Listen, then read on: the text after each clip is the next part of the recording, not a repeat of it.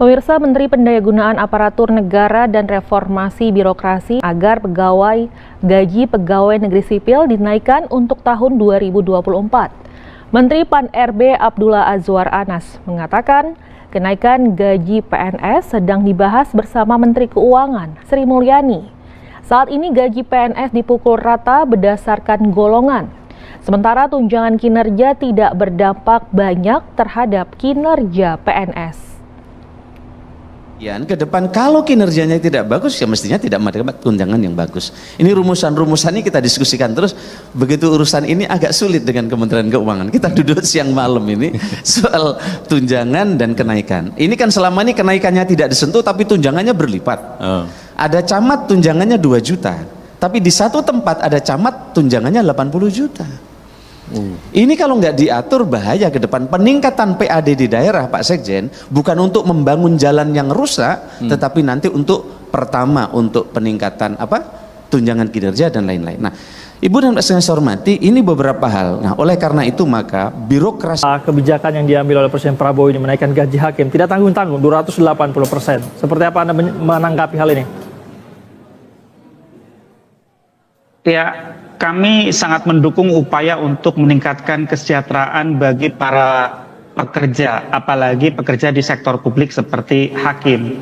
Kenaikan kesejahteraan bagi hakim tentu ini yang pertama adalah merupakan hak bagi mereka. Yang kedua, diharapkan kalau tingkat kesejahteraannya sudah membaik, maka resiko mereka untuk mudah tergoda adanya tawaran suap gratifikasi diharapkan dapat menurun, atau bisa dikatakan bahwa untuk dapat menutup corruption by need. Tetapi kan kemudian publik pasti akan punya ekspektasi yang sangat tinggi setelah kenaikan kesejahteraan ini. Publik akan punya sensitivitas yang jauh lebih tinggi terhadap dunia peradilan. Publik tidak akan menolerir segala macam bentuk perbuatan menyimpang, apalagi jual beli perkara. Nah, ini juga artinya dapat menjadi bumerang. Kalau satu saat masih terjadi jual beli perkara, maka kepercayaan publik akan jauh lebih turun lagi. Nah, sehingga saya katakan bahwa untuk menutup korupsi karena kebutuhan, mungkin peningkatan kesejahteraan ini dapat menjadi salah satu solusi. Tetapi secara keseluruhan, tentu peningkatan kesejahteraan ini bukan merupakan satu-satunya solusi, apalagi diharapkan dapat menghilangkan korupsi. Sepertinya masih jauh panggang dari api. Masih dibutuhkan upaya-upaya reformasi lainnya agar ada perbaikan sistem, perbaikan kultur, ada perbaikan pengawasan, ada perbaikan pembinaan, sehingga itu menyeluruh, tidak sekadar menyentuh aspek kesejahteraannya saja. Baik, jadi ini bukan satu-satunya ya, ada masih banyak aspek yang seharusnya menjadi perhatian jika memang tujuannya adalah untuk menjaga integritas dari hakim itu, Mas Ainur ya. Sama ke Pak Heri Firmansyah. Pak Heri, kalau Anda sendiri melihat apakah keputusan ini akan membawa dampak yang signifikan dalam upaya perbaikan di dunia peradilan kita, Pak Heri? Ya, itu tentu harapan kita bersama ya, Bang Said ya. Tapi dalam konteks ini kita ucapkan alhamdulillah dulu. Berarti insya Allah akan peningkatan kesejahteraan bagi rakyat Indonesia, khususnya ya tadi yang berprofesi hakim. Tapi tentu di sisi yang lain kita ingin mengingatkan juga bahwa persoalan masalah integritas itu bukan semata-mata masalah kesejahteraan saja. Karena itu juga harus dibuktikan komitmen konsistensinya ke depan jika kemudian kebijakan ini digulirkan dan nyata-nyata memang hakim-hakim yang berperkara terhadap hukum, yang tersangkut hukum itu semakin turun persentasenya.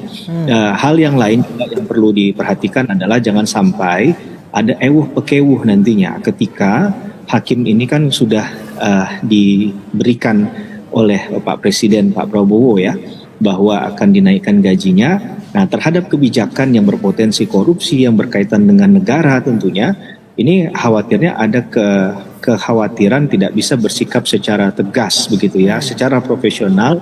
Karena apa? Karena tadi sudah digelontorkan sejumlah dana untuk meningkatkan kesejahteraan. Nah, ini tentu kekhawatiran yang tidak bisa kita buktikan secara langsung dan harapannya tidak terbukti begitu.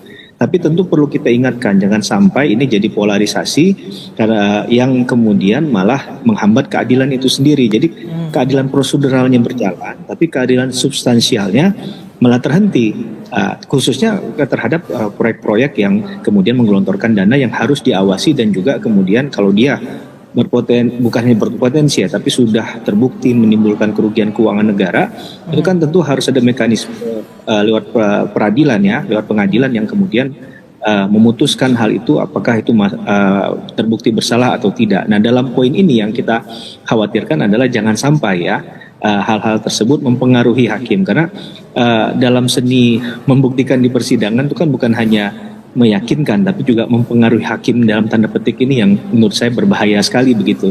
Dan dalam konteks yang lain tentu kita berharap ada putusan-putusan hakim yang sangat berkualitas ya.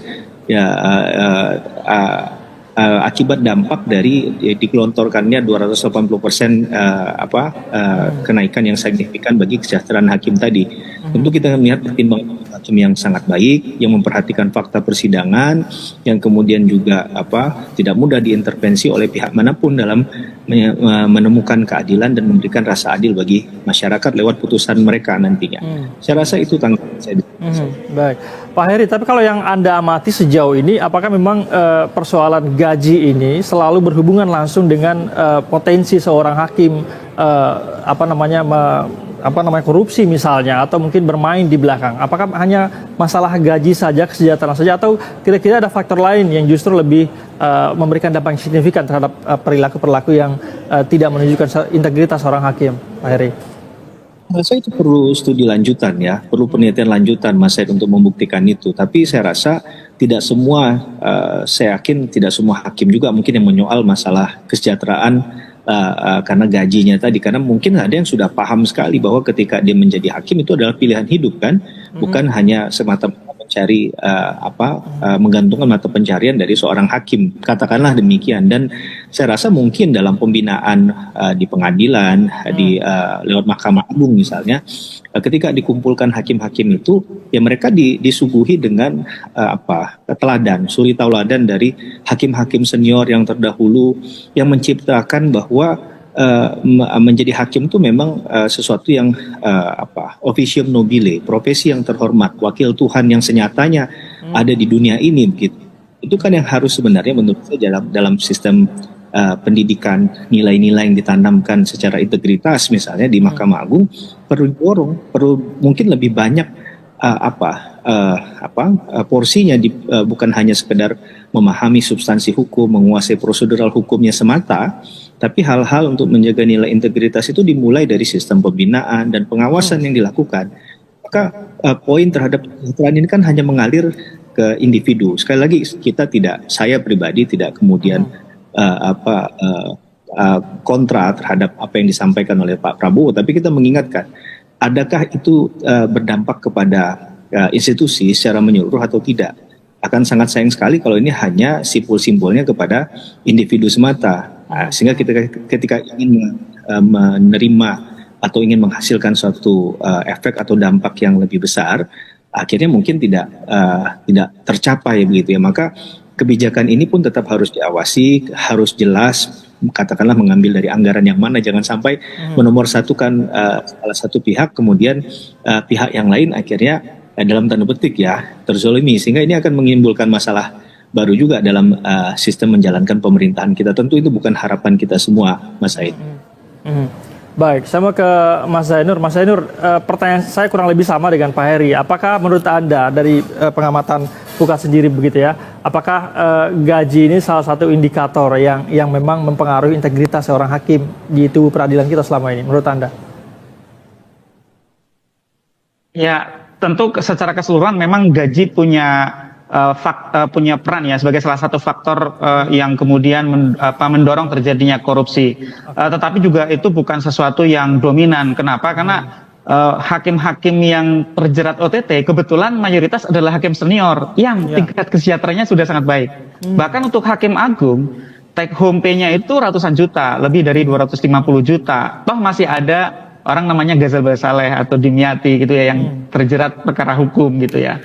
Artinya gaji itu bukan satu-satunya yang mendorong seseorang melakukan korupsi. Atau masih banyak hakim-hakim yang teguh, bersih, berintegritas, memegang nilai-nilai yang baik, bahkan ketika mereka misalnya ditempatkan di pengadilan-pengadilan di remote area, mereka adalah hakim-hakim pratama, itu juga masih banyak orang-orang yang bisa bertahan. Karena memang sekali lagi ya, gaji itu bukan satu-satunya yang menjadi faktor pendorong terjadinya korupsi. Kalau korupsi itu adalah karena keserakahan, mau berapapun gajinya tidak akan menyelesaikan masalah. Sehingga peningkatan gaji ini harus diikuti langkah-langkah lain, yaitu reformasi di badan peradilannya, yaitu di Mahkamah Agung dan badan peradilan di bawahnya. Yang perlu diperbaiki kan kulturnya misalnya. Ini kultur korup jual beli perkara ini kan berlangsung sudah dari zaman dulu begitu ya. Bagaimana untuk memutus ya gift-giving, pemberian-pemberian, juga memutus kultur gaya hidup mewah. Kita mendengar Ketua Mahkamah Agung mengatakan ada hakim-hakim yang menunjukkan gaya hidup mewah.